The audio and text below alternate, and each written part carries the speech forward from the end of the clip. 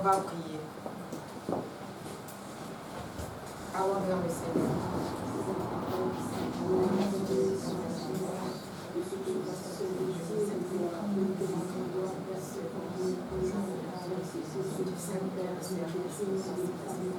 Nous t'élèvons parmi nous, Seigneur Jésus-Christ, nous t'élèvons. La parole déclare, quand nous ne savons pas prier, toi qui mets à nous pertenir des paroles qui t'agréent, des paroles pertinentes qui t'agréent. Alors, Saint-Esprit, viens mettre les paroles dans notre bouche, dans la parole déclare que toi tu intercèdes pour tes enfants. Alors, Saint-Esprit, je sais que tu as déjà fini d'intercéder pour tout et chacun de tes enfants à cet endroit. Viens manifester ta gloire, viens manifester ton élévation en ce lieu où ton nom est invoqué pour la gloire de ton nom, au nom de Jésus. Amen. Je prie pour titre ce matin, l'Éternel, ma bannière et mon rempart. Bien. L'Éternel, ma bannière et mon rempart. Pour ça, j'ai pris le psaume 27. On va lire le psaume 27, s'il vous plaît, ensemble.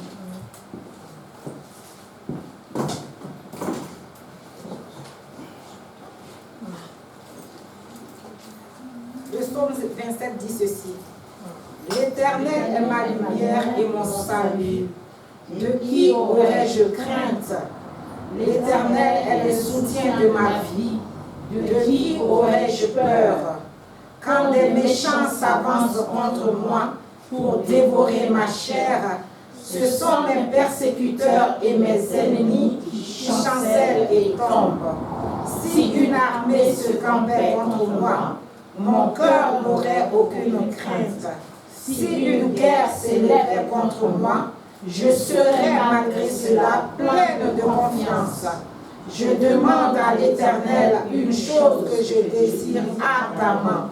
Je voudrais habiter toute ma vie dans la maison de l'Éternel, pour contempler la magnificence de l'Éternel et pour admirer son temple. Car il me protégera dans son tabernacle au jour du malheur. Il me cachera sous l'abri de sa tente. Il m'élèvera sur un rocher. Et déjà, ma tête s'élève sur mes ennemis qui m'entourent. J'offrirai des sacrifices dans sa tente au son de la trompette. Je chanterai, je célébrerai l'Éternel. Éternel, écoute ma voix, je t'invoque, aie pitié de moi et exauce-moi. Mon cœur dit de ta part, cherche ma face. Je cherche ta face, ô Éternel. Ne me cache point ta face. Ne me repousse pas avec colère. Je suis ta servante. Tu es mon secours. Ne me laisse pas, ne m'abandonne pas. Dieu de mon salut. Car mon père et ma mère m'abandonnent, mais l'Éternel me recueillera. Éternel, enseigne-moi ta voie. Conduis-moi sur le sentier de la droiture à cause de mes ennemis. Ne me livre pas au bon plaisir de mes adversaires, car ils s'élèvent contre moi de faux témoins et des gens qui ne respirent que la violence. Oh, si je n'étais pas sûr de voir la bonté de l'Éternel sur la terre des vivants, espère en l'Éternel, fortifie-toi et que ton cœur s'affermisse. Alléluia. Gloire à Dieu. Gloire à Dieu. Gloire à Dieu. Amen. Qui est l'Éternel? L'Éternel, c'est celui-là qui était. Il a toujours été. Il a toujours été. Il était là avant le commencement de l'ère humaine. Parce que personne ne l'a créé. Il existait quand rien n'existait. C'est pourquoi dans Genèse 1, on dit qu'au commencement, la terre était informe et vide. Et les ténèbres couvraient la surface de la terre. Mais l'Éternel était déjà là. On dit qu'il a dit, et les choses se sont faites. Il est un abri, il est un rocher. Il est notre sécurité. C'est lui le Père créateur. Il est le Père des orphelins. Il est le Père qui ne fait point défaut dans les moments difficiles. Il est toujours là. Il est un Père au cœur de mère Quand nous souffrons, quand nous ne savons pas à qui parler, quand nous ne savons pas quoi faire, il est là, il est toujours présent dans notre vie. Toute personne qui marche dans les ténèbres, parce que qu'est-ce que dit le premier verset? Le premier verset dit, l'Éternel est ma lumière. Pour que l'Éternel soit ma lumière, ça veut dire qu'il y avait des ténèbres. Et toute personne qui marche dans les ténèbres est une personne qui tâtonne. Aujourd'hui, nous voyons dans le monde beaucoup de personnes qui tâtonnent. Elles tâtonnent tellement qu'elles se dirigent vers les Bouddhas, elles se dirigent vers des personnes humaines pour trouver leur réconfort. Elles se dirigent vers le Maïkari, le yoga, le New Age, les pensées positives. Mais en tout cela, tu ne trouveras pas la paix parce que la place ou le trou qui est en toi, c'est la place de l'Éternel, ton Créateur. Tant que tu n'es pas revenu à ton Créateur, cette place-là, tu peux être riche, tu peux avoir d'abondants biens, tu peux avoir tout ce que le monde recherche, mais tu n'as pas la paix en toi. Tu peux aller vers le New Age, tu peux aller vers les pensées positives, tu auras une paix, un semblant de paix. Mais il arrive un moment où l'Éternel nous dit quoi? Quelqu'un pourrait peut-être me prendre Acte 17 à partir du verset 24.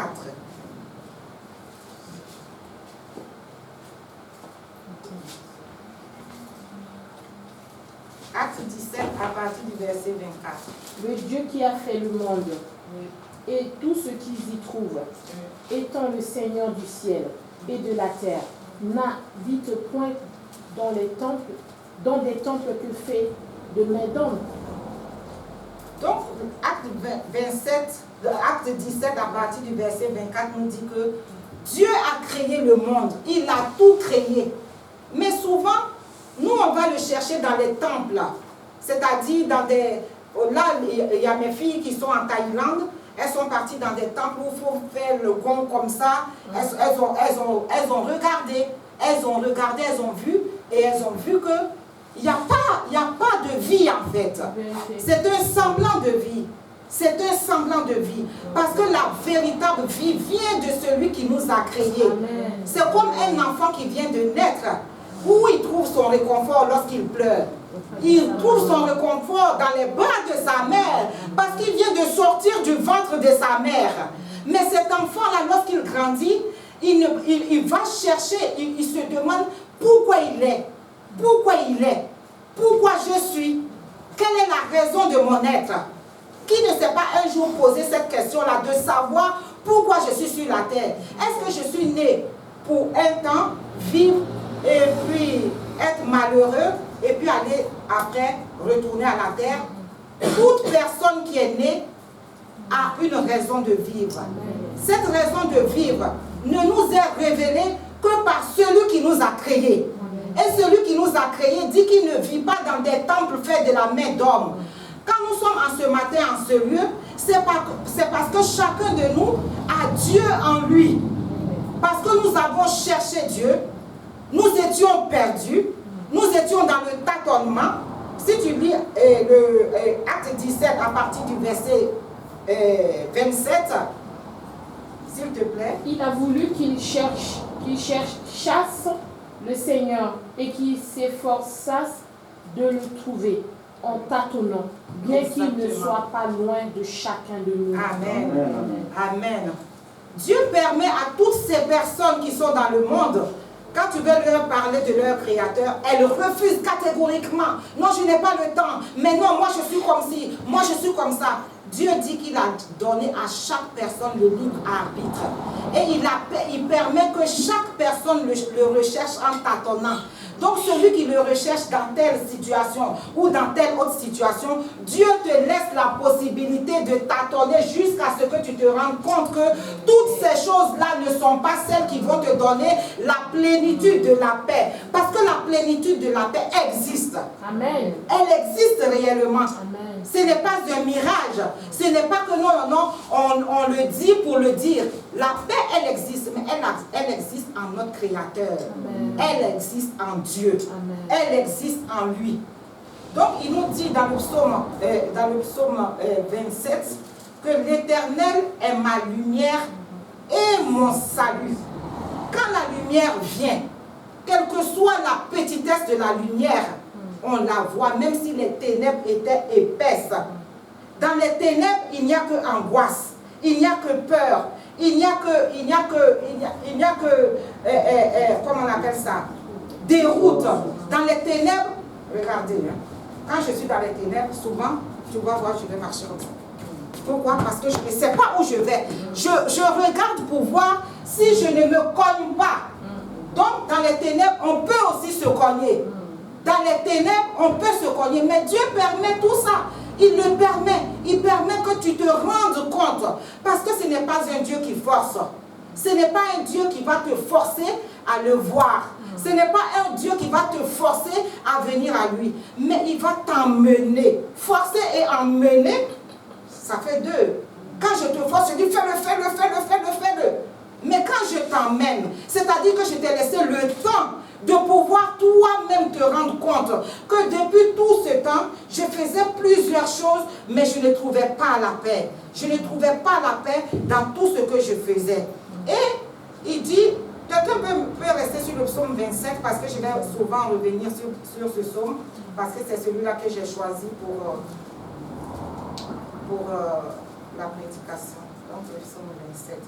Il dit qu'il est notre salut. L'Éternel est ma lumière et mon salut. Donc, quand la lumière vient, la lumière c'est qui? La lumière c'est notre Dieu. La lumière c'est notre Dieu.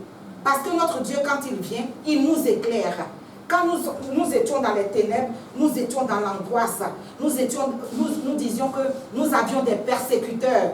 Parce qu'on dit qu'il y a des persécuteurs. Même dans le psaume 27, là tu vois, quand les méchants s'avancent contre moi pour dévorer ma chair, ce sont mes persécuteurs et mes ennemis qui chancellent les tombes. Qui sont nos persécuteurs? Nos persécuteurs, souvent, on les voit en tant qu'êtres physiques. On voit nos persécuteurs en tant qu'êtres physiques. Parce que quand tu es dans les ténèbres, quand tu marches dans les ténèbres, tu crois qu'il y a des dangers partout. Toi, tu vois le danger partout. Mais lorsque la lumière est là, tu peux éviter les dangers. Donc, non, et puis quand tu vois le danger, tu peux l'éviter. Donc, si le danger est physique, je peux l'éviter. Si c'était que du danger physique, je pourrais l'éviter parce que je le vois. La lumière est là, je vois le danger. Donc, je peux l'éviter. Mais souvent, nos persécuteurs, ils ne sont pas physiques. Non. Nos persécuteurs peuvent être les ennemis de notre destinée. C'est-à-dire, ça peut être nos émotions, ça peut être nos sentiments, ça peut être nos pensées, ça peut être notre caractère, ça peut être notre calcul. On calcule ici, on prend ça, on vient colmater à ça. Bon, il y a un trou qui est là, attends, je vais faire comme ça pour pouvoir m'en sortir. Beaucoup de, je ne sais pas quoi, pour pouvoir s'en sortir. Donc, tout ça, c'est nos persécuteurs. Des fois, nos persécuteurs, c'est notre propre caractère. On peut être susceptible pour les petites choses. On peut être colérique. On peut être orgueilleux. On peut vouloir tout contrôler. C'est-à-dire qu'il n'y a pas la place de Dieu dans notre vie. Et souvent, on va vers des personnes qui vont aller dans le même sens que nous. Pourquoi? Parce qu'on peut contrôler. On a le sens du contrôle. On ne veut rien lâcher. Si on lâche, on se sent perdu. Or, Dieu, aujourd'hui, il te dit que lui, il vient prendre le contrôle de ta vie.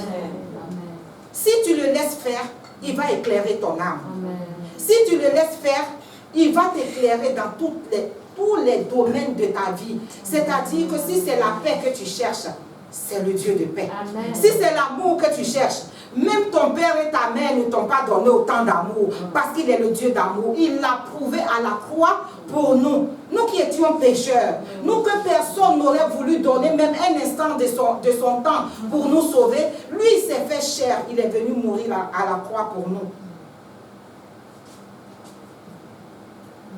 Souvent, la multitude de nos persécuteurs, c'est-à-dire notre caractère, tout ce que je viens de citer là, cette multitude-là nous crée une prison invisible. Nous sommes dans une prison invisible et nous tâtonnons. Nous tâtonnons. Nous pensons que nous sommes sortis, mais nous tâtonnons. Partout où on passe, c'est comme si on tourne en rond. On pense qu'il y a la voie, on a trouvé la voie de sortie, et puis peut-être ça peut durer 1 mois, ça peut durer 1 semaine, ça peut durer 2 semaines, mais on se rend compte qu'on revient encore, on est au même point. C'est comme si on était dans une prison, mais la prison était invisible. Et il n'y a que Dieu, dans sa miséricorde, dans son amour infini, qui brise les chaînes de cette prison. Parce que Dieu est esprit. Et comme cette prison, elle est invisible aux yeux humains, mais tu le ressens dans ta chair. Tu le ressens que tu es toujours au même endroit. Tu fais, mais il y a une angoisse permanente qui demeure en toi. Donc, Dieu, dans sa miséricorde, vient nous chercher en ce matin, là où nous sommes prisonniers de notre propre caractère, de nos propres émotions, de notre propre mentalité et de nos sentiments. Hein. Des fois, c'est les sentiments. Nous sommes trop émotionnels. Nous, quand il y a quelque chose, il faut qu'on le fasse d'une façon. Si ce n'est pas fait de cette façon-là, eh bien, on ne comprend rien. Et on veut tout. En fait, c'est le pouvoir du contrôle sur l'autre, en fait. Et quand on ne contrôle pas, on est perdu, complètement perdu. Mais que nous dit la parole? On dit quand des méchants s'avancent contre moi pour dévorer ma chair. Parce que toutes ces barrières que nous mettons nous-mêmes de façon inconsciente ou consciente, ne nous permettent pas de vivre la vie que nous devons vivre. C'est-à-dire que physiquement, quand j'ai regardé ce que dévorer veut dire engloutir. Faire de quelque chose une bouchée. C'est-à-dire que où tu penses que tu es élevé, tout d'un coup, plaque. Tu n'es rien, tu n'es arrivé nulle part. Tu crois que tu étais bien, mais tu n'es arrivé nulle part. Donc, c'est notre propre caractère qui peut nous dévorer. Et les persécuteurs, c'est le Seigneur qui les détruit autour de nous par sa présence. Et il dit lui-même dans sa parole que ce sont eux qui chancellent. Ils chancellent. Quand il y a plus fort que toi, soit il te terrasse, soit toi-même, quand tu le vois venir, tu n'es plus tranquille. Hein? Tu n'es plus tranquille, tu es dans tous tes états. Eh bien, qu'est-ce qui va se passer? Qu'est-ce qu'il va me faire? Parce que tu as peur. Parce que tu sais qu'il y a une autorité qui est au-dessus de toi. Le monde n'est pas que physique. Le monde est aussi spirituel. Le monde est avant tout spirituel, avant d'être physique. Parce qu'un enfant, lorsqu'il naît, il est invisible aux yeux des hommes jusqu'à ce qu'il soit visible. Donc, il est d'abord spirituel avant d'être physique. Donc, le monde est spirituel avant d'être physique. Donc, nos ennemis spirituels, nos pensées ne se voient pas. Nos pensées ne se voient pas. Des fois, on peut voir, moi je suis à USH, il y a des enfants, tu peux les voir, ils sont nickel, ils sont beaux, ils sont tout, mais on va te dire celui-là, regarde son problème. Ça ne se voit pas sur la personne. Ça, ce sont les ennemis invisibles dont je parle. Il y a des ennemis invisibles, et ces ennemis invisibles existent pour de vrai. Qu'on le veuille ou pas, qu'on y croit ou pas, on se battra de toute façon contre ces ennemis invisibles. Parce qu'ils sont là, ils sont réels. C'est à toi de prendre la décision en ce matin de revenir à ton Créateur. Parce que ton Créateur n'attend que toi. Il n'attend que toi. Parce qu'il est le bon berger. La parole déclare qu'il laisse là les 99 brebis qui sont bien portantes. Et il va chercher celles qui étaient perdues. Si physiquement, moi je l'ai déjà vu à la télé, quand il y a la transhumance, le berger, il est devant son troupeau. Et il a même mis des gardes, c'est-à-dire il a dressé des chiens pour qu'aucun loup ne s'approche de ses brebis. L'Éternel est le bon berger de ses enfants. Nous sommes le troupeau de son pâturage. Nous sommes le troupeau de son pâturage. Il dit, je demande, quand il a compris que, le psalmiste a compris qu'il n'y a de salut pour lui qu'en l'Éternel, il a commencé à dire ceci. Je demande à l'Éternel une chose que je désire ardemment. C'est-à-dire, il a commencé à chercher l'Éternel maintenant de tout son cœur. Je voudrais habiter dans la maison de l'Éternel. Or, l'Éternel nous dit que c'est nous qui sommes sa maison en esprit. Mais lui, il dit, lui voudrait habiter dans la maison de l'Éternel. C'est-à-dire que cette maison, elle existe déjà. Parce que Dieu nous a déjà choisis. Amen. On dit nul ne vient à lui sans avoir été appelé par lui. Mais cette maison était vide. Pourquoi? Parce que toi, tu te promenais à gauche, tu te promenais à droite, tu cherchais la joie quelque part, tu faisais n'importe quoi, soit disant que c'est là que tu vas trouver la paix. Donc le psalmiste aujourd'hui, il dit, je voudrais habiter dans la maison, parce que cette maison n'attend que toi. La maison de l'Éternel que tu es en esprit n'attend que toi. Toi, pour revenir à l'intérieur de cette maison, pour chercher la face de l'Éternel. Il continue pour contempler la magnificence de l'Éternel et pour admirer son temple. Pour admirer son temple. Il faut qu'on cherche l'Éternel de toute notre force, de toute notre âme et de tout notre esprit, parce qu'il est vivant. Amen. Il dit ensuite, Éternel, écoute ma voix, je t'invoque, aie pitié de moi, ne m'abandonne pas. Éternel, mon cœur dit de ta part, cherchez ma face, je cherche ta face, ô Éternel, je cherche ta face, ô Éternel. Souvent, on est là, on se dit que Dieu n'est pas là. Dieu n'est pas là. Aujourd'hui, on a chanté, on a adoré l'Éternel. Il y en a qui vont dire, mais où il est ce Dieu-là? Je ne le vois pas.